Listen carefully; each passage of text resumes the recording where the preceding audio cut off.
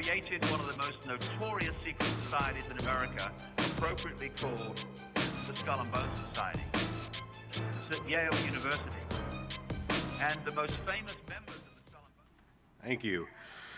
Welcome. This is one of the last talks that we'll be having this conference. It is Sunday, 1700, Area B. We're about to listen to Selfness-Copyfight, From Censorship to the New Business Models. Number 69, number 24, ladies and gentlemen, Jorge Cortell and Alvaro Gonzalez. All right.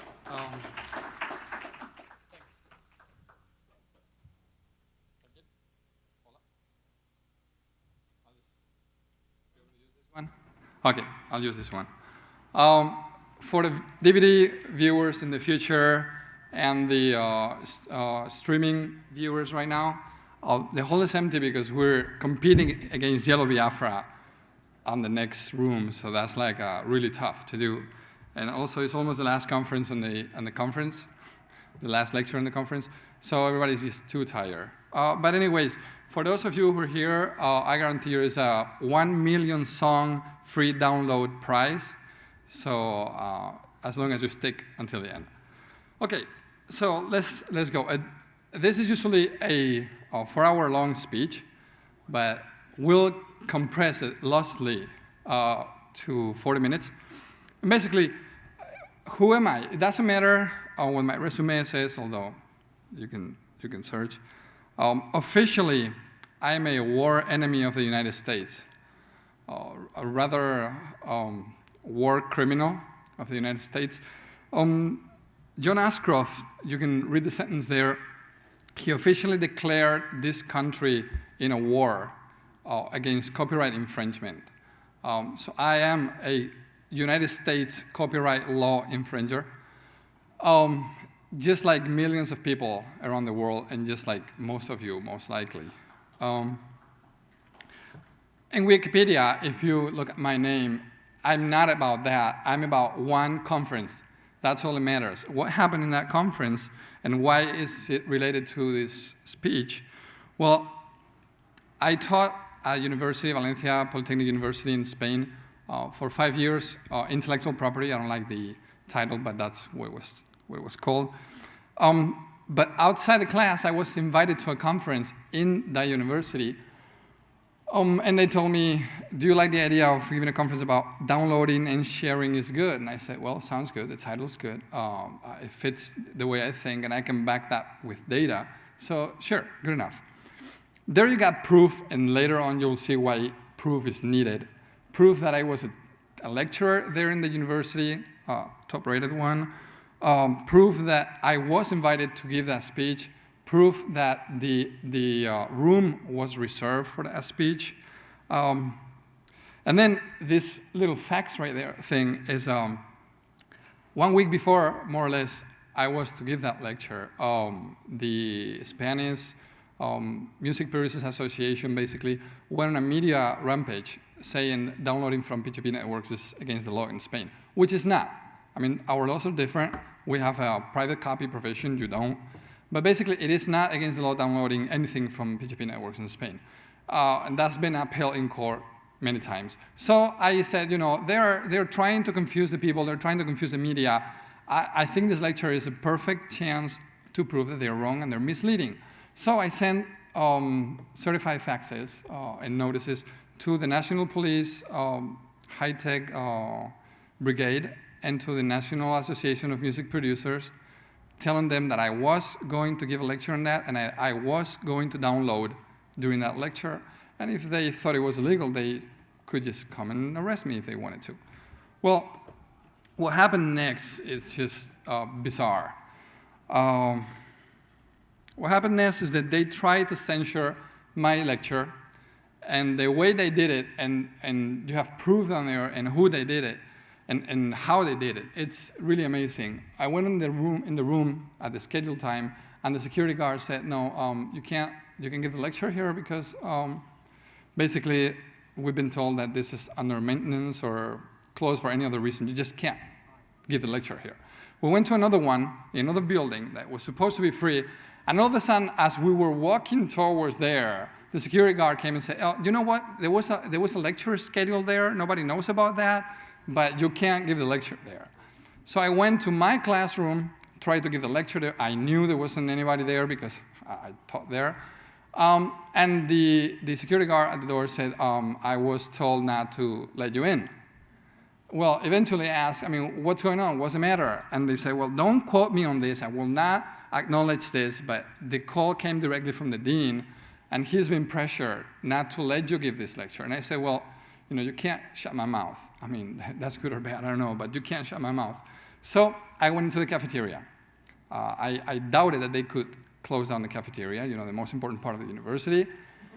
So, as you can see in the picture, I gave the lecture out there, and successfully, 250 people, somebody counted. And nothing happened, because everything I said, it was about the law, about research, about data. I downloaded, it's legal. Nothing happened, obviously. Okay, so after the lecture, I was called into the office of the master's degree program where I was teaching, and I was told, it's either you resign or everybody in this department gets fired. I'm like, ooh, nice proposition. Who said that? And he said, the dean. And I said, well, may I talk with him? And he said, I doubt it. May I talk with his legal advisor, with someone? And he said, well, don't look for more trouble. I have never looked for trouble, okay? So what I did is resign and try to collect as much proof as possible of what's going on. And what I found, it really left me speechless. The Music Producer Association of America, the MPAA, called the dean in my university, from the States, to Spain, to say, don't let this guy speak about what the law says. I wasn't there to entice people to start a revolution or overthrow the government or shoot Britney Spears. I wasn't there to do any of that. I was just going to teach them about the law. Well, these guys and their Spanish counterparts acknowledge doing that.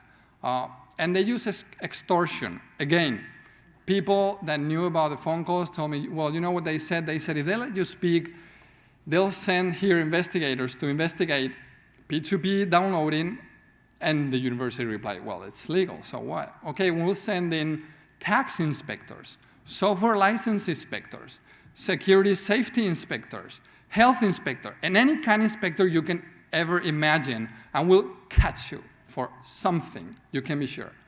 So the dean basically shit his pants and gave in. So I was forced to quit. And what happened next? Well, what happened next is the world found out it was everywhere, Japan, Australia, England, it was all over the media. And so who cares? I really hate to be in the picture, but what's important is this. In this graph, you see the three concepts, which you can't see because it's cut out, but basically in blue, you see my name. In yellow, you see the term censorship in Spanish, censura. And in green, you see the university. And now that's the number of times it's been mentioned in blogs. Now, they pick together, so people associate my name with the university, with censorship. That's exactly the kind of publicity a university wants, right? So it was really good for them. It was a smart move, obviously, to give in. But then it went on.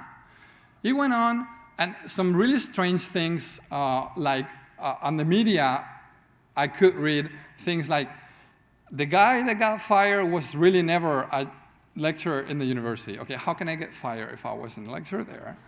5 years, they've been paying me for basically not doing anything. And all the students that I taught, it's ridiculous. That's why I said the proof was needed. Then they started threatening the university, threatening all the media, saying, if you talk to this guy, we will not let you in our university. We will not send you press releases. You'll be in the blacklist. If they talk to me, not if they bias for me or against it or something. No, if they talk to me. They did not want the story to be told. The pressure went on. I received threats. My company received 2 tax inspections in a row, even though for several years it's never received one. I personally received 2 tax inspections in a row, even though never received one before. Software inspection, even though we almost only use free software. It was ridiculous. Obviously, someone was out to pressure to get me. Eventually, they found a dark spot on my resume, which is a degree that I got from some American university. This American university went down. The degree was not legal in Europe, or however you want to, or compatible, or whatever you want to say. Anyways, I've got degrees from 7 universities, and they found this one that does not meet the requirements, and all the media said, this guy is bogus, this guy is lying, this guy is no one, don't listen to him. Okay, then don't listen to me. Just look at the screen, okay? Don't listen to me. I can push in your minds. So what's this all about? What am I speaking about that makes everybody so nervous? Basically, the concept of intellectual property. That's what I want to talk about, not specifics of the law, not what the situation is, but the concept. Whoever has the information has the power. You already know that. It's a cliche, but you can think of the Egyptian monks and Moses and the medieval church. And if you don't know what all this is about, ask me in the corridor, because we don't have time to go into specifics. Right? This is really interesting. The history of copyright basically proves that it's a law that was enacted to force monopoly and to promote censorship. So that's where copyright started. And up until today, it is exactly that way. And we'll have plenty of time for debate. But what I want you to consider is, it doesn't matter what the law says. What really matters is if it's fair, or if it reflects your values or your needs or whatever, you know. But don't be blinded by, oh, the law says that, so I must obey, right? Okay, tell Germans during Nazi times, or tell some Americans during Bush times. Even if the law says that, it doesn't mean that you have to obey. What you got to think of is it fair? Is it right? First time somebody asked that was Planides in Greece 400 years before Christ. Pedophilia was legal and socially accepted back then. Well, he asked in the Senate, is it right? I mean, is it okay? Well, what happened to him, I'm starting to understand. He got stabbed there by his Senate companions. So, but still, even if you risk being stabbed, I want you to consider what is the concept, not what the law says. So what is intellectual property? Why am I saying it is wrong? Why am I even saying it does not exist? We are regulating something that does not exist. Imagine regulating blue elephants that fly, or even regulating their air traffic.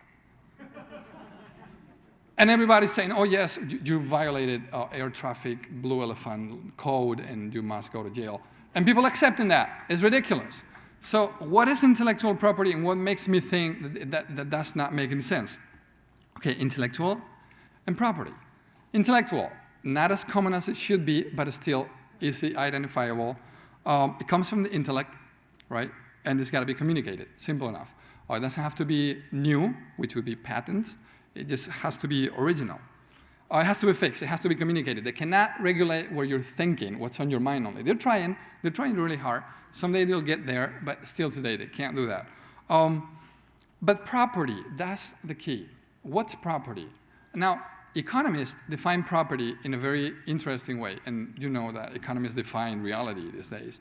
So for something to be defined as property, or to be property, it's got to have two characteristics. One is got to have antagonism, which means if I have it, you don't. You know, say your glasses. I take your glasses, run away with them, you don't have your glasses. Simple concept. And it's got to be excludable, which means if I lock my house, you can't go in. I mean, if I secure my network, you can't go in, right? But the idea behind this is not about locks, it's about defining the edges, the boundaries, okay? If you can lock it, if you can grab it and go away with it and not let me touch it, it's because it's definable easily. Now, does the air fit in that category? What's my air? You know, vertical, horizontal, you know, are we breathing the same air? That makes some people nervous.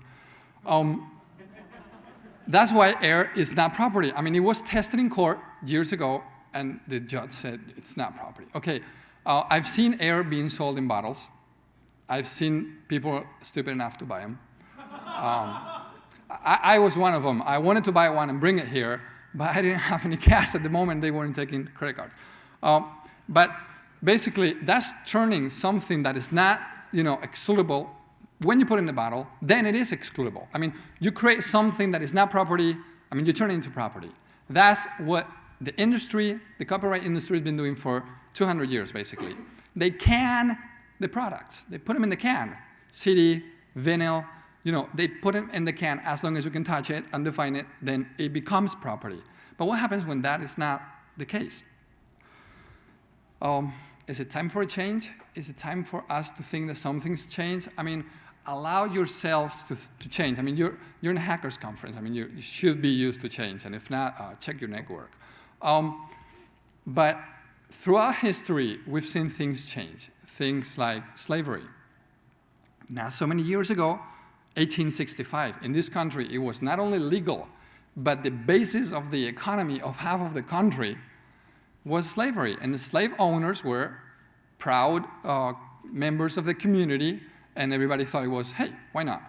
And then something changed. The story is not as rosy as they want you to think, but basically something changed, and now we think, slavery, how could we ever, right? That's my point. At some point in history, I hope they will say, intellectual property, how could we ever? And I'll show you how, and I'll show you why. What makes me think that it's time to change? Because it's been a paradigm change, digitalization. You can make exact copies, so antagonism goes away. If I exact copy your PDF, your ebook, you have the book, I have the book, the exact same ebook. You can run away with it. I can stay here with it, and nothing happens. Now, that doesn't happen with a real book. If you take my book and go away at the night, left without the book. So there's a change there. There's another big change. Freedom of expression, for many years it did not exist. For many years we thought it existed. Someday it will really exist. But you cannot exclude intellectual property, ideas, creations from people. It's like if I said, okay, I'm changing my mind. This conference should be under copyright. I want the copyright enforced. So everybody, hey, you're leaving. Before you leave, pull a string out of your ear and give me back what I said. I'm joking, you can go. If it was really property, they could do it. I mean, if they run away with my laptop, I could say, hey, wait, give it back to me. But they can't give back what I just said, what they just heard and hopefully listened to. They can't. So it is not excludable. So if antagonism doesn't exist, and if it's not excludable, then it is not property. Clear enough? Okay, good. Then we have the very low cost of reproduction, distribution, and everything. I mean, things have changed. Basically, things have changed. You know that. If anything, if you got to remember only one thing from this speech, it's got to be this sentence, okay? Or something that he says, I don't know, but it's got to be this sentence from my part. If you have an apple and I have an apple, and we exchange apples, then we both still have one apple each, right? Simple. But if you have an idea and I have an idea and we exchange ideas, then we both have two ideas. That's the key. I mean, look at who said that and how long ago. I'll skip this for the debate part. Fallacies and lies that the media wants you to believe and the industry wants you to believe. And I'll make a simple story for those who are still not getting it. Imagine that you just listen to all I said, and all you can think of the law, and you exit the door, and a green Martian. Now, by the way, why do Martians always gotta be green? I don't know. Somebody make a orange Martian movie, please. A green Martian asks you, I just landed in your world, and they speak English. Isn't that strange? Anyways, I just landed in your world, and please tell me as much as you can about it. And you just came out of the conference and said, the copyright law, you got to know about that, first thing. If not, you will be an enemy of the United States, and they'll shoot you. And you explain it to him, and he's like, okay, wait, I don't get it. So you're saying if you debate politics with your neighbor, that's within the copyright law? And you're like, what? I mean, if you bake cookies for your son's soccer game, that's it. I mean, fit, do you charge him? And you're like, he didn't get it. And he tells you, well, yeah, I mean, you invested time, invested effort, it was a creation, and you gave it to someone, shouldn't it be protected and shouldn't you be paid for it? And that makes you think, And you're like, this Martian made me think. And then you got two paths. You got the dark side, and you got the other side. Whichever path you choose, it will be very important for the future. But for those of you who choose the dark path, you may leave now. The dark path will be like, you're right, I should charge for everything. I should keep everything locked. I should be putting copyright on everything I say and everything I do. The other idea is, well, he's right. How did we ever think that copyright is right? How did we ever think that just because I'm investing time, just because I'm investing money, and just because, you got two options. My point is, until now, it didn't matter if it was copyright, Creative Commons, copyleft, whatever you wanted to say, everything was on one side, really, because there was no alternative. This is my proposition, selfness. Now, selfness is a concept that some Spanish, Xavier Zubiri, talked about years ago. He was referring to another realm, the persons, but I apply it to creations. Okay, when you say my neighbor, my son, my brother, my father, whatever, are you saying that they are yours, physically yours, property of you, belonging to you? I mean, if it was the case, you could chop them up in pieces and sell them by the dollar, throw them out the window, rent them. You could do anything because it was yours. It was your property. Obviously not. I mean, some people think that's the case, but they are not.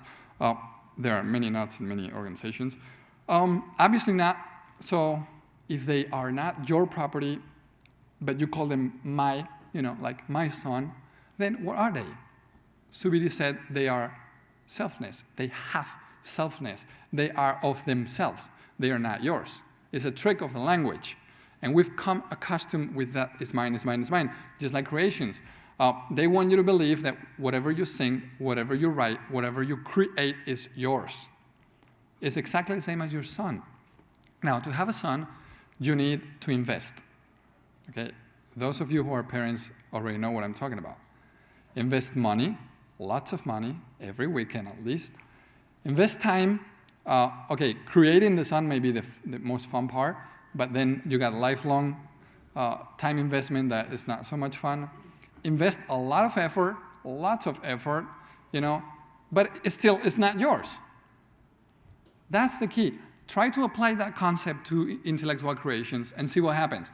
Some of you, mainly major record label attorneys, which I don't see any here because they are required to wear a tie. Some of you may think, that's nuts. If we apply that concept to this industry, then everything will go bonkers, and I'll prove you wrong. Basically, that's my proposition. Where does that leave us? There you have what I call the continuum, the licenses continuum. You have, on one side, censorship. And then you start moving towards copyright, Creative Commons, the GPL. I'm sorry, Mr. Stallman. I think you are the boss, you are the man, or whatever. But public domain, all up to there, everything is limited. Because licensors are agreements, are contracts. You have to ask for permission. You are granting permission. Basically, you're begging. And we're talking about freedom here. Now, the only way that a creation could be free is a no license, no copyright, no nothing. Just like my son, if he wants to walk, whenever he's old enough, if he wants to walk out of the house, fine, I'm sorry, I'll cry, I don't know, but he'll walk out of the house.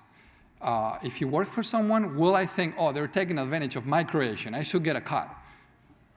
Well, that's exactly what we do with music, in books and movies.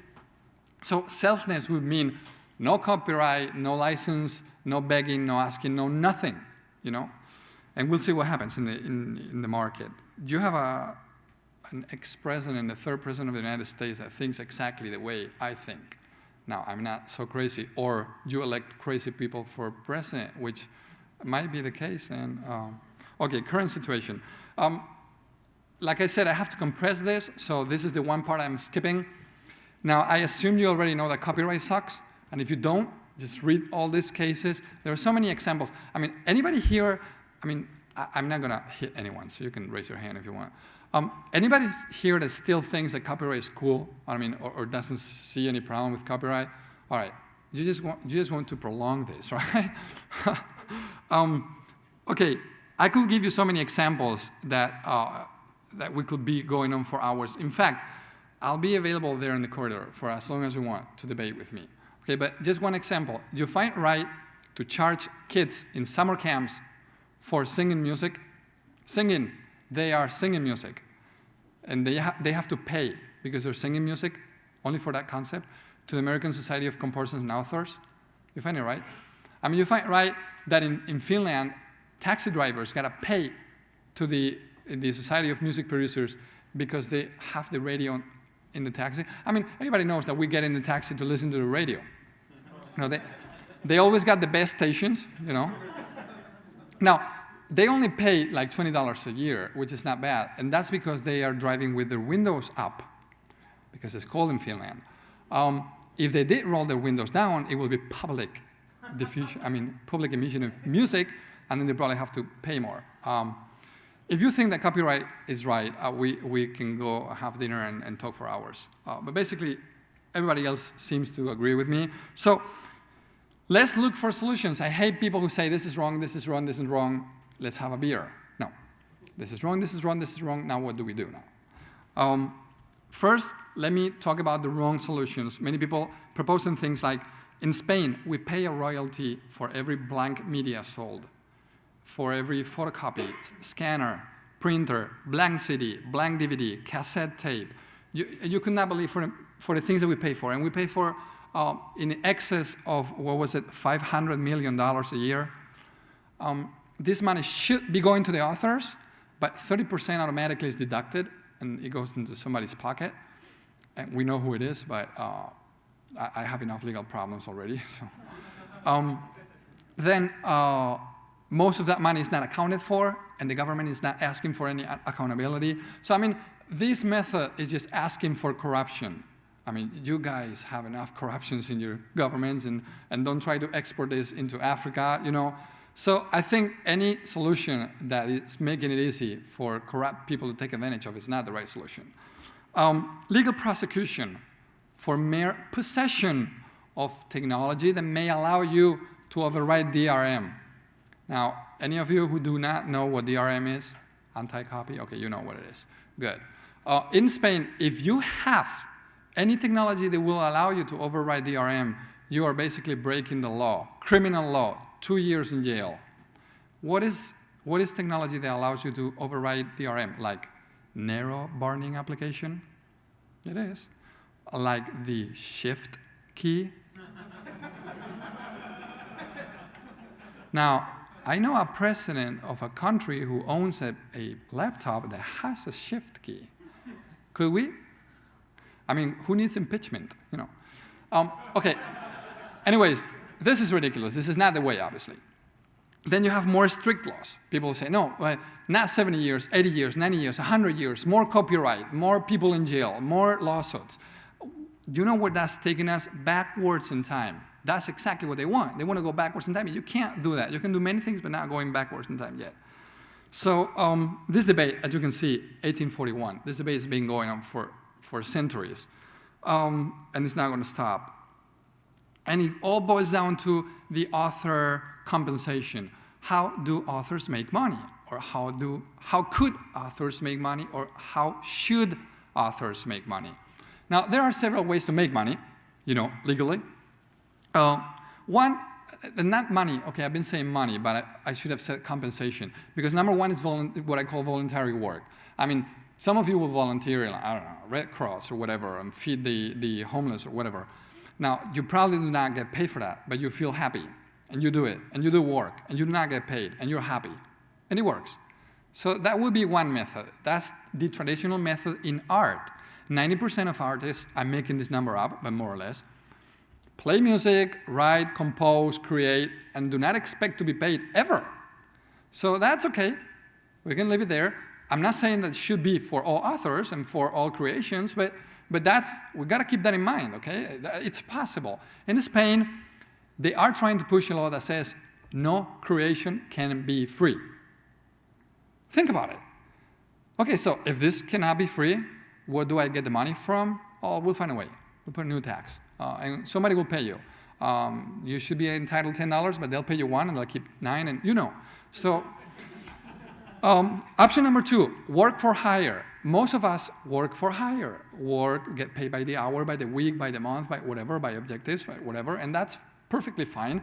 And in Spain, it's not as usual as here. Here it's quite usual, but that's option number 2, and everybody should be happy with this. Hey, compose a song. I don't feel like it. I'll give you $8,000. Okay, I feel like it. Fine. Or I don't feel like it because, I'm the Rolling Stones. You got to pay me $100 million to do that. Okay, here. Okay, fine. No problem with that. Now, option number 3, speculation. That's what the current system is based on. Okay, you compose a song. I don't pay you anything. You wait. I'll create disk, physical objects, or downloadable music with DRM, of course.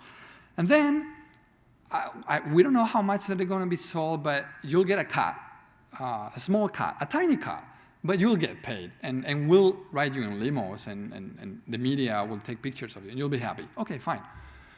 To me, that's not so acceptable, but still, it's okay. If you want to get into that, that's possible. But then, the model that exists in the IP world, the intellectual property world, does not make sense. Licensing, royalties, that is crazy. And we can discuss that, but again, for time's sake, we'll go on. What's the alternative? The free code, I specifically said free code. Open source, free software, open code, whatever you want to call it. Okay, I'm more of a free software rather than open source, but okay, whatever. The free code thingy. It's been applied to software, to books, to content, to music, to industrial products, to research. Why cannot it apply to everything else? What are the alternatives to copyright? Okay, say copyright did not exist.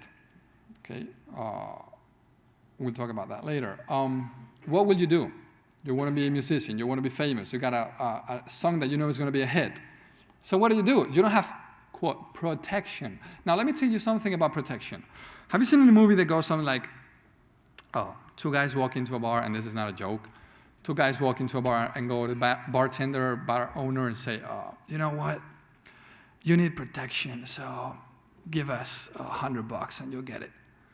And the bar owner says, well, I don't need protection. I'm fine. It's like, well, you will need protection. So give us $100 or the bar burns down and we break your legs. That's protection. That's the protection of copyright. Okay, give us $5,000 and we will not sue you for downloading P2P. That's protection. In my world, it's called extortion. Okay, but that's what the copyright law does.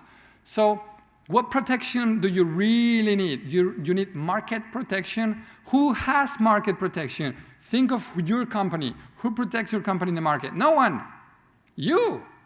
Your speed, your ability, your quality, your product, your pricing, your contacts, your advertising. I don't know. But you got a secret, and that's what keeps your business running. So in the copyright world, industry, intellectual property, what can you do to beat everyone else to the market and be protected in the market? Well, be first to market. Obviously, if you create something, you're going to be first. No matter how fast they copy you, you'll be first. And you've seen these people that wait 8 days in line to see Lord of the Rings and don't, I know people like that. These people are going to see the premiere. They're not going to see tomorrow or somebody copied it from the screen and then they can buy it in the street. No, they want it. They want it first. They want to pay, and they'll wait there in line. There is a market for being first. And obviously the author, it is going to be first. Brand recognition. If you become the Rolling Stones, you don't need anyone. You don't need record labels. You don't need lawyers. You don't need anything. You are the Rolling Stones. How do you get brand recognition? Exposure, distribution, free distribution, P2P networks. Know-how. If you are the author, nobody knows more about your works than you. Innovation. You create, so you innovate. Service, work for hire. We talked about that before. So the key point, the last point, market the author, not the work. You should sell the author. His time, his autographs, his interviews, his whatever. Okay, that's my proposition. Anyways, that leads us to hacking business. I'm a hacker at heart, and not so much at heart and also every day. But why not applying hacking to business? Hack business. How do you hack businesses? Well, when I had to stop being a lecturer, I had to become something. So I became a businessman. How to do that? I don't know. I mean, I started business, but they don't teach you that in college. So I took the hacker approach. What's that approach? Well, you do research. Then you discover vulnerabilities, market niches, holes. You develop the exploits, which means you create a product. And you make money. Now, what you got to do is, with that money, you prove your point, and then you give the money back to the community, or a percentage of it. That's what it's called, the anarchist banker. My objective is to make a lot of money, to give that money back, to hack labs, hack meetings, poor authors, and stuff like that, to prove the point that the system works if you hack it. So I've created a few businesses: free software, free music, coming up soon, free science research, and free publications. I write in a magazine. The magazine, you can buy it in the newsstands. Still, you can read it in my blog for free. And they pay me. And it's for free. And they pay me. And it works. So that's the key. Anyways, this is how I imagine the future, but I'll leave this for later because I want Alvaro to talk about what can we do. Activism. So this is all the things that we can do: gather information, share it, debate, act. And acting, I mean create, city crossing, book crossing, etc., etc. And at the end, if nothing works, if the world's still unfair, if everything sucks, if people are going to jail for things they should not, boycott, demonstrate, resist, disobey, fight, overthrow. I don't care. I don't know if these words can get me into jail in this country, probably. I didn't say that. Can you rewind? Okay. Never mind. Overthrow, revolution, it doesn't matter. But do something. So here's an example of what we're doing in Spain.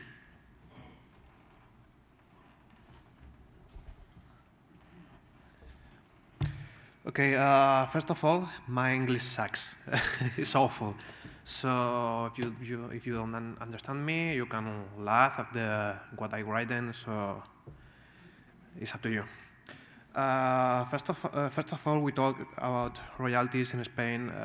Almost everybody is fucked by royalties. Can I say fuck? No? So who's fucked by royalties? These computer shops. Computer shops have to pay royalties to this SGAE, that is the Spanish Association of Authors and Producers. Blank media manufacturers, which do CDs or hard disks or tapes or anything, has to pay also. The final users have to pay also all of these royalties. That the pricing of these royalties is bigger than the same media. If you pay like 15 cents for a blank CD, you are paying also like 25 or 26 royalties for this stupid thing. So you finally are paying like 40 cents for each CD you are buying on the market. Independent radio stations, any independent radio station, also non-profit radio stations, are paying royalties to this SGAE. And probably any owner of any type of public place that has any kind of music or TV broadcasting for your entertainment, like a pub, a bar, an office.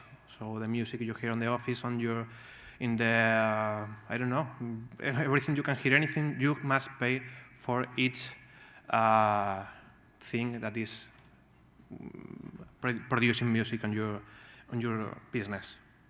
So almost everybody is fucked by these royalties. So who is the one who's protected for this? The creators? No, just a bunch of them, because only the biggest sellers in Spain of CDs are the ones who get money from it.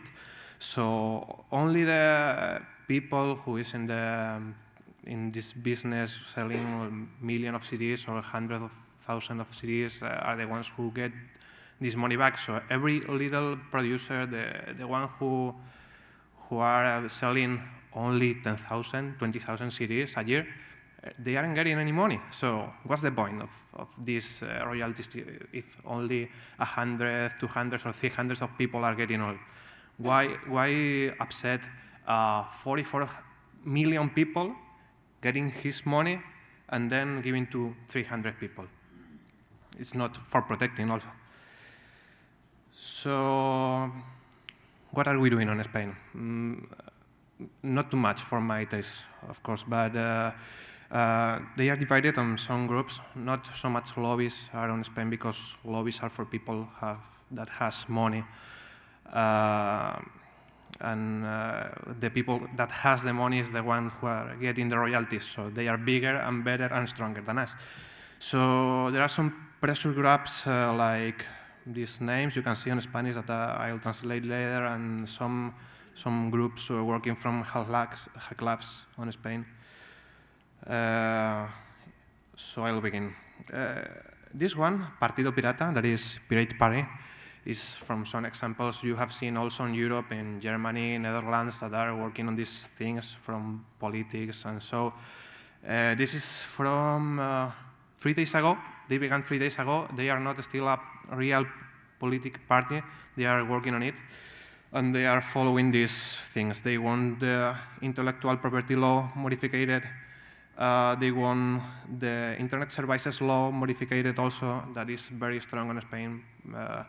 The keeping records of each transaction, keeping data, and all these things about privacy. They want to cancel every blank media royalties. They want no software patents that you know that is still illegal in Europe, but they are doing it. There's a very big lot of patents about software in Europe. They want to force the government to use open formats only. They are actually using a lot of closed formats like Microsoft and so on. They are forcing us to use them. And they also concerning this privacy rights, easy internet access for everyone, more general things, and this net neutrality thing, you know. We have this compartiresbueno.net, that is sharing is good. They also, these people is more like not so hacker people. They are more like plain people for the average Joe, and for trying to inform people what's going on about creativity, intellectual property, sharing culture, for saying people that sharing is legit and legal still. But anyway, sharing is began to be prosecuted. What they did like 2 weeks ago or so is all these computer shops that has to pay all these royalties are so fuck up. They actually accepted to be sued by people. They began to sell CDs with these royalties to people, give tickets of the sale to the people, and they did they sued these computer shops all together, like 30 or 40 people went to the judge and give the papers and accepted to be sued, trying to cancel all these royalties they are paying. APMET is legal association of computer and new technologies related enterprises, and work for defending of all of these enterprises and promoting new technologies and so on. Is for non-profit. Todos contra el canon, this everybody against royalties, is little about, is little the same. Compartir es bueno. It's like no royalties proportional to the pricing. That's now are not proportional. You're paying more for the royalties than for the blank media. That is not. This is completely absurd.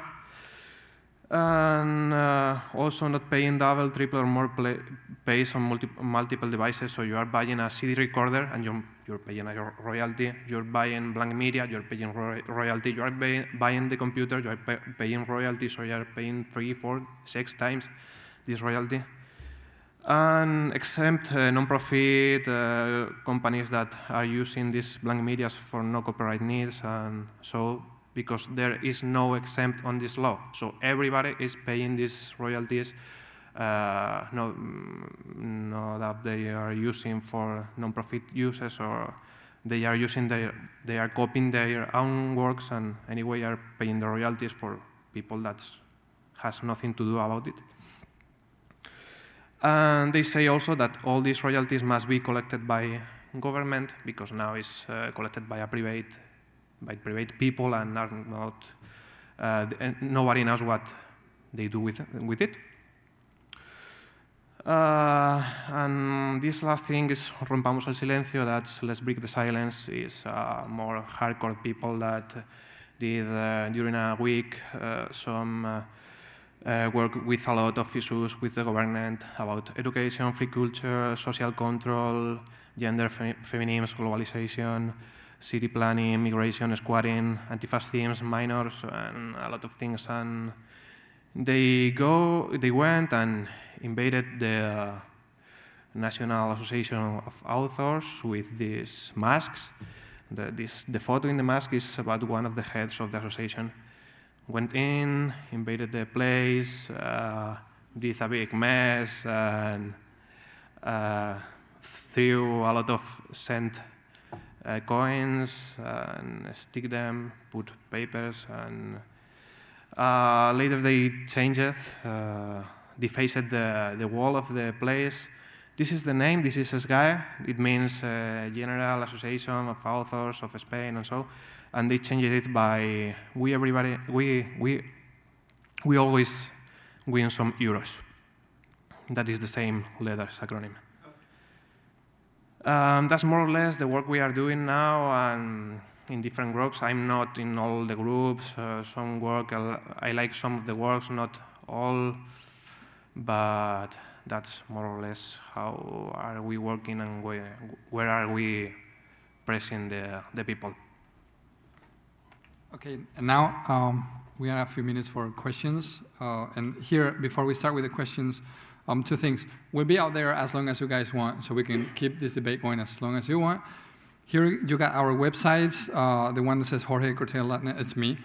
The other one is alvarosnarcotics.com. You got our emails. And on my website, on my blog actually, on the column on the right, the first link, it says Regala Libertad, give away freedom. You've got that page collects links to sites to download music for free legally, whether they are public domain, Creative Commons, or whatever. You got over 1 million songs to download there. So if you ever buy a CD again, it's because you have way too much spare time. So now, questions, debate, whatever you want.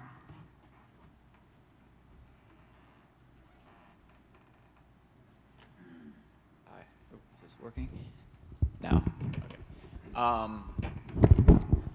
When I've argued before a large group of people that intellectual property is illegitimate and then taken a debate and had counter-arguments, I found that they almost all boil down to the issue of the so-called free rider problem, that, well, why should I create anything if then somebody's just going to copy it, whereas that there's no incentive, I guess. How have you successfully communicated that the free rider problem is not a problem, that people invest in what makes sense without being guaranteed or entitled to a particular profit or return on investment? Yeah, give them examples. That's what works. Tell them about Cory Doctorow, by the way, great guy, great author, great writer. His books are for free, downloadable from the net. And he makes a lot of money. Well, he makes money. He makes a living. I don't know how much. I'm not going to say a lot, but probably he does. Selling them. They're bestsellers. Science fiction. So the problem is a business model, not the law. I mean, I write I put my articles for free on the website, and I get paid for putting them on the magazine, which has a copyright. And they're for free on my website. So, I mean, the problem is not the law. I mean, you don't need a law to say this or that. You need a business model that accepts alternatives. And then a twist to what you say is many authors are conditioned to this is mine, this is mine, this is mine. If somebody takes it away and makes money, that's what bugs them. I mean, fine, post it everywhere, but for free. Don't make money out of it. Why not? I mean, they are doing you a service, a favor. They're promoting your job, something you have not done. I mean, if you wanted to publish that and make money, do it. If you haven't done it, let them do it. So, I mean, the problem is not the law. The problem is showing them examples that it can be done, and it's being done, and it works. So that's the key.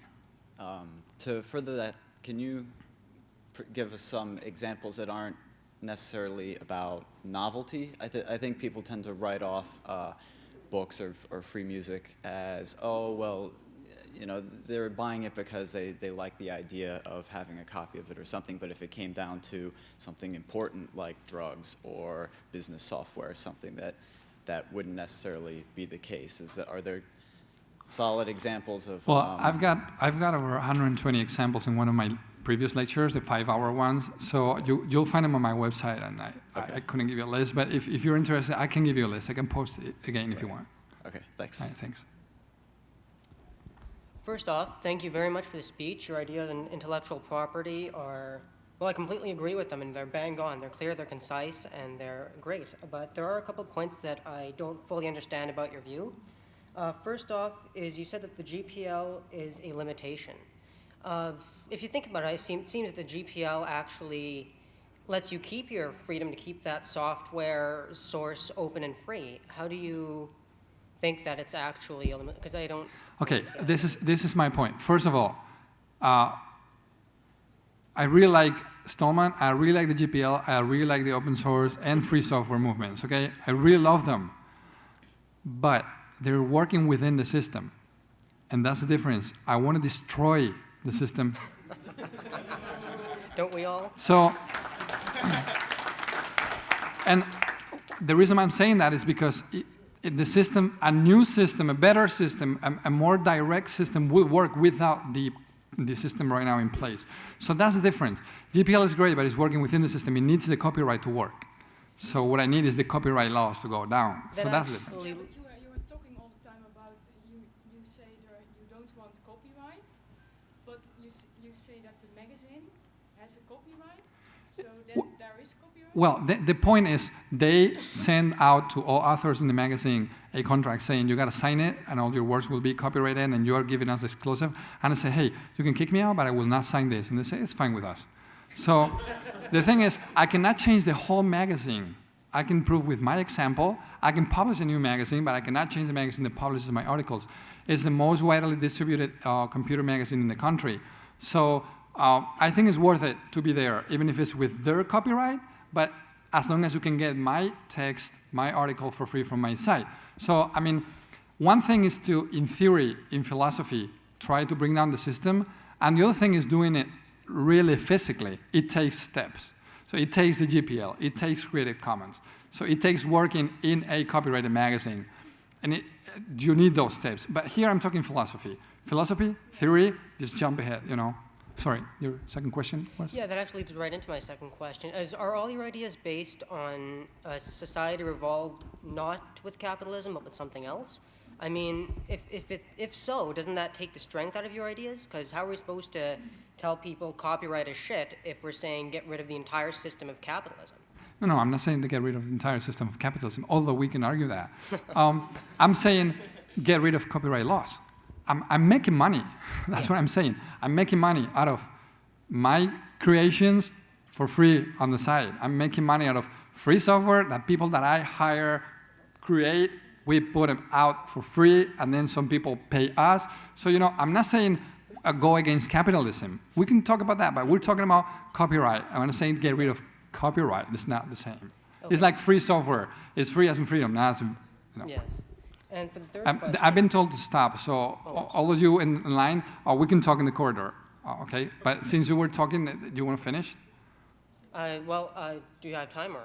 I've been told to stop. Okay, I'm so- sorry. So I'll be out there, and thank you guys very much, and be available online.